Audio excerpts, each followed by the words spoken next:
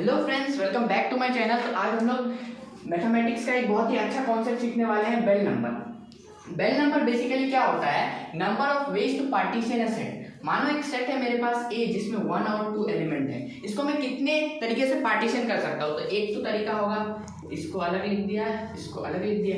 तो हमें पार्टीशन करते समय एक चीज याद रखना पड़ेगा। क्या याद रखना पड़ेगा?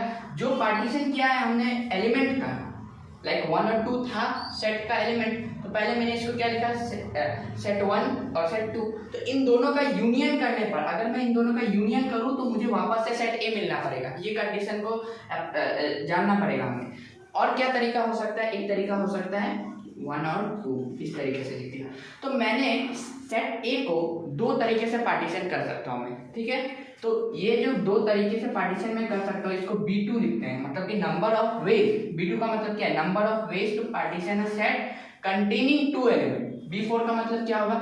Number of ways to partition a set containing 4 element. और पार्टीशन किस तरीके से करना है? इस तरीके से, जो यूनियन करने से हमें पहले वाला ही सेट मिलना पड़ेगा। तो B2 हमें कितना मिले? 2।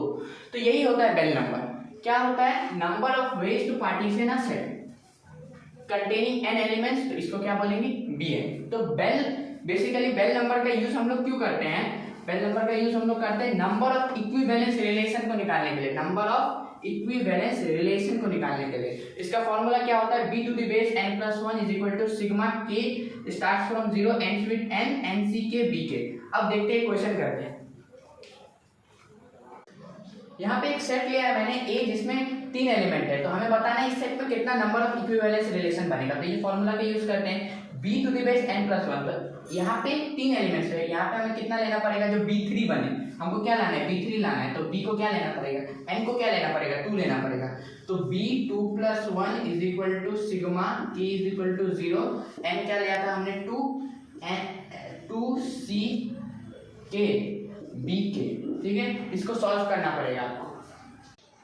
अब देखिए 2c0 का वैल्यू कितना होगा? 1। अब number of ways to partition a set of containing 0 element. तो 0 एलिमेंट अगर कोई सेट कंटेन कर रहा है तो कितना तरीके से पार्टीशन किया जाता सकता है? 1।